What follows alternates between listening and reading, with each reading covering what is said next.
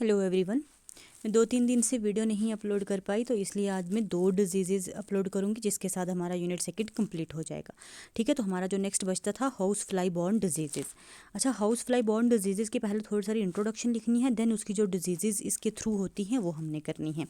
Introduction में देखो, जैसे होस्ट फ्लाई, जिसका साइंटिफिक नेम है मस्का डोमेस्टिका, ये एक मैकेनिकल वेक्टर का काम करती है। मैकेनिकल वेक्टर ऐसा होता है जो अपनी बॉडी पार्ट्स के साथ किसी भी पैरासाइट को अटैच करता है। इसकी बॉडी के अंदर एंटर नहीं करता, बल्कि इसकी बॉडी पार्ट्स के साथ अटैच रहता है।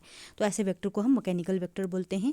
तो होस्ट फ्लाई जो है, इसके पास टू पेयर ऑफ विंग्स होते हैं, 3 पेयर ऑफ अपेंडेजेस होती हैं, और स्पॉन्जिंग टाइप का जो है इसका माउथ पार्ट होता है।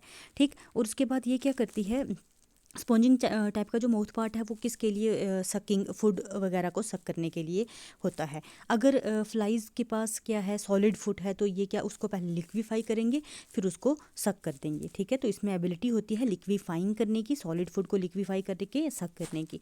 ठीक, उसके बाद हाउस फ्लाई जो है वो अलग अलग डिजीज़ कॉजिंग एजेंट्स को कहाँ कैरी करती है, अपनी लेग्स पे कैरी करती है, विंग्स पे कैरी करती है। ठीक है, या बॉडी के साथ कहीं पे भी अटैच करके ये कैरी करती है।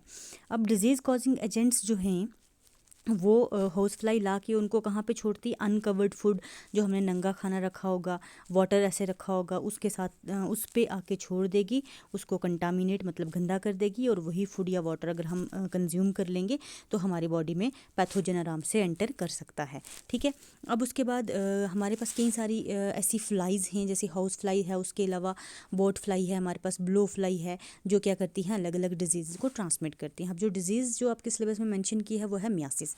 ठीक है, मियोसिस जो है मुझे ये एक फ्लाई बॉर्न डिजीज़ है, जो ह्यूमंस को इफेक्ट करती है, लाइव स्टॉक को इफेक्ट करती है। लाइव स्टॉक में पर्टिकुलरली शीप और गोट वगैरह को ये इफेक्ट करती है। ठीक है, अगर इसकी डिस्ट्रीब्यूशन की बात करें, साउथ अमेरिका और सेंट्रल अमेरिका में बहुत ज़्यादा देखने को मिलती है, और इसकी वजह से बहुत ज़्यादा लॉस होता है किसमें, लाइव स्टॉक में। ठीक, इसका कॉजेटिव एजेंट क्या रहता है, लार्वल फॉर्म्स होती हैं फ्लाई की, और जिन लार्वल फॉर्म्स को हम क्या बोलते हैं, मैगोट्स बोलते हैं। मैगोट्स जो हैं वो क्या करते हैं, इन्फेक्शन कॉज कराते हैं, और अपने साथ और भी कई सारी बीमारियों को अट्रैक्ट करते हैं। मोड ऑफ ट्रांसमिशन इसका क्या रहेगा, ये कंटामिनेटेड फूड एंड वाटर की वजह से ट्रांसमिट होती है, या ये डायरेक्टली ट्रांसमिट हो जाती है किसकी वजह से, egg laying in the opening of the body. अगर कहीं बॉडी में हमारी कोई जहाँ पे वाउंड वगैरह है, या हमारी जो ये ओपनिंग्स होती हैं, जैसे आइज़ है, नोज़ है, उसके पास अगर फ्लाई एग ले करते तो उसकी वजह से भी ये ट्रांसमिट होती हैं। ठीक, उसके बाद क्या होता है, कुछ एक फ्लाइज ने क्या एडॉप्टेशन की हुई है, वो एग ले करती हैं मॉस्किटो के ऊपर, और मॉस्किटो की बाइट से जो है इसके एग जो है ट्रांसमिट हो जाते हैं from one person to another, या हमारे ब्लड में एंटर कर जाते हैं। ठीक है, देन उसके बाद इसका इंक्यूबेशन पीरियड 15 to 20 डेज रहेगा। सिम्टम्स क्या रहेंगे ह्यूमंस में, देखो नेज़ल मियासिस जो है हमारे नोज़ के अराउंड जो होती है, हमारे नोज़ के अराउंड अगर एग्स वगैरह या लार्वल फॉर्म्स आ जाती हैं, इरिटेशन होने लगती है, फीवर वगैरह हो सकता है। ओरल मियोसिस जो है, जब मैगॉट्स जो हैं वो एयर में एंटर कर जाते हैं, कान के अंदर एंटर कर जाते हैं, तो हमें एक बजिंग मतलब थोड़ी थोड़ी आवाज़ सी आने शुरू हो जाती है, ऐसे लगता है अंदर कुछ घूम रहा है। ठीक है, और कान में से स्मेली डिस्चार्ज भी निकलना शुरू हो जाता है, और ये जो है फैटल हो सकती है, क्योंकि लार्वा जो है ब्रेन में एंटर कर जाते हैं, तो ये जो है हमारे पास डेंजरस हो सकती है। ठीक है, उसके बाद ऑप्थेल्मिक जो है, ऑप्थेल्मिक वजह जो है हमारी आइज़ के अराउंड रहेगी, तो ये भी इरिटेशन कराती है, रेडनेस कराती है, पेन इन आइज़ वगैरह कराती है। वाउंड या क्यूटेनियस मियोसिस, जब हमें कहीं पे स्किन पे कोई वाउंड हुआ है, वहाँ पे अगर इसके लार्वल फॉर्म्स आएंगे तो उसको हम वाउंड या क्यूटेनियस मियोसिस बोलते हैं।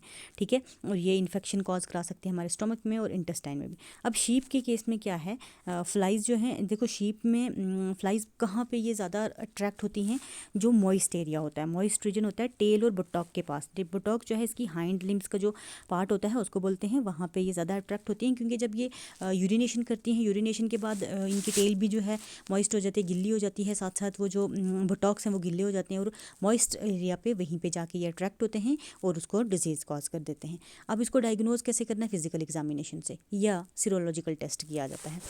इसके लिए कोई स्पेसिफिक ट्रीटमेंट है नहीं है। ठीक है, एंटी माइक्रोबियल ऑइंटमेंट्स जो हैं वो यूज़ की जाती हैं। शीप के केस में ऑर्गेनोसल्फेट, ऑर्गेनोक्लोराइड जो है ट्रीटमेंट दी जाती है, ताकि लार्वल फॉर्म्स को किल किया जाए।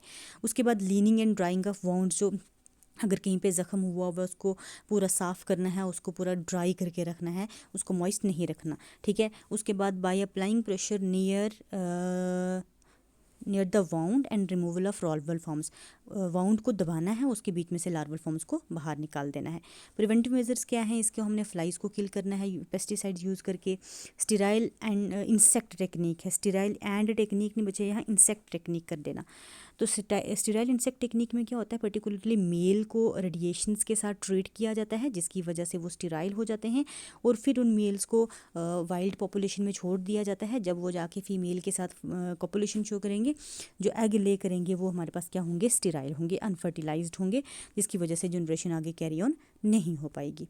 ठीक, उसके बाद हमारे पास एक और टेक्निक है फिरोमोन टेक्निक। इसमें क्या होता है, कुछ केमिकल्स रिलीज़ किए जाते हैं ताकि फ्लाइज उसकी तरफ अट्रैक्ट हों। फिरोमोन एक्चुअल में क्या होता है, नेचुरल होता है, जो फीमेल्स रिलीज़ करती हैं to attract the male, but हमने जो आर्टिफिशियली फिरोमोन रिलीज़ करने हैं वो हम इन फ्लाइज को अट्रैक्ट करेंगे और उनकी किलिंग कर देंगे। ठीक है, देन उसके बाद हाइजीन वगैरह मेंटेन करके रखनी है, फूड को प्रॉपर कवर करके रखना है। अच्छा, मल्सिंग ऑफ टेल जो है, टेल की जो फर है उसको पूरा कट करके रखना है। हाइंड लिम की मल्सिंग की जाती है, जो उसमें मतलब फर होती है ना हाइंड लिम पे, उनको पूरा उस पैच को ही उतार दिया जाता है। जैसे लैम्ब होता है ना छोटा बच्चा, उसी का क्या किया जाता है, वो उतार दी जाती है वो स्किन, और फिर वो शीप बड़ी होती है तो उस टाइम उस वहाँ पे फर जो है वो ग्रो ही नहीं करती है। ठीक है, लिम्स ऑफ लैम्ब है, LAMB यहाँ आएगा, LAMB। ठीक है, क्रचलिंग ऑफ वुल मतलब वहाँ से पूरी की पूरी रिमूव ही कर दी जाती है। ये क्रचिंग जो है, अगर आपको समझ नहीं आया, इसको आप डालना गूगल पे तो आप देख लेना क्रचिंग का क्या मतलब होता है। उसमें ये होता है कि टेल और साथ वाले वही बुटॉक वाले में जो फर है उसको कम्प्लीटली रिमूव किया जाता है। ठीक है, ऑपरेट टाइप का मतलब रिमूव किया जाता है, अच्छी खासी ब्लीडिंग वगैरह भी होती है इस केस में। ठीक, अगली जो है बेसिलरी डाइसेंट्री, जिसको शाइजिलोसिस बोला जाता है। बेसिलरी डाइसेंट्री जो है, इसको एंटीरोसिलिक इन्फेक्शन है जो हमारी जो शाइजिला बैक्टीरिया कराता है।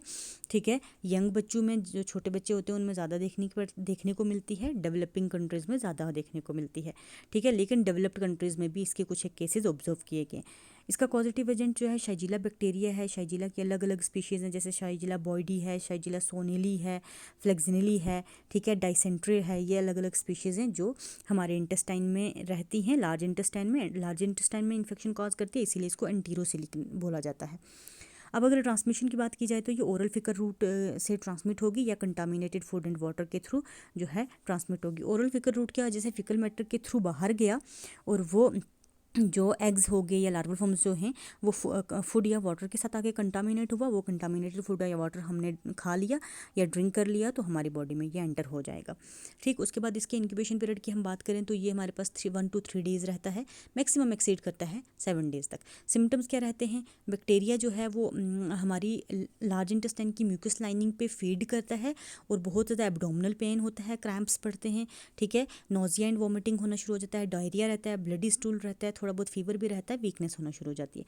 इसको डायग्नोज किया जाता है स्टूल टेस्ट या स्ट्रिंग टेस्ट। ठीक है, STRING string test. String test क्या होता है, देखो एक ऐसा जिलेटिनियस कैप्सूल होता है, साथ में स्ट्रिंग लगी होती है, इसको एनस से इंसर्ट किया जाता है, कुछ टाइम के बाद इसको वापस पुल ऑन किया जाता है, फिर जो एग्स वगैरह इसके साथ लगते हैं उसको अंडर माइक्रोस्कोप ऑब्जर्व किया जाता है। ठीक है, इसको हम स्ट्रिंग टेस्ट बोलते हैं। अगर वैसे ना किसी को डायग्नोज हो पाए तो इसको हम कल्चरिंग टेक्निक से भी डायग्नोज करते हैं, सिस्ट की हम कल्चर करते हैं, देन उसको कल्चर कौन सा यूज़ किया जाता है, मैकोनकीज कल्चर यूज़ किया जाता है।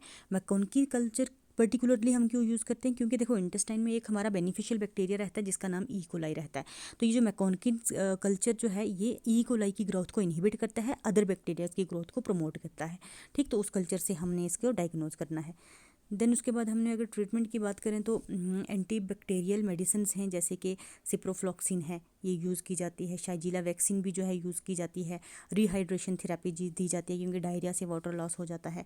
अच्छा, प्रिवेंटिव मेजर में हमने हाइजीन साफ़ सफाई रखनी है, लिक्विड सोप यूज़ करने हैं टॉयलेट वगैरह के बाद, क्योंकि ये एक फैक्ट है कि लिक्विड सोप ज़्यादा इफेक्टिव है कंपैरिजन टू सॉलिड सोप।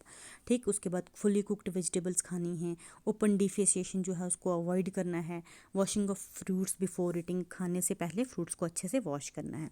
ठीक है, तो इसके साथ हमारे 2 यूनिट हुए कंप्लीट। अब हम नेक्स्ट जो है यूनिट 3 स्टार्ट करेंगे।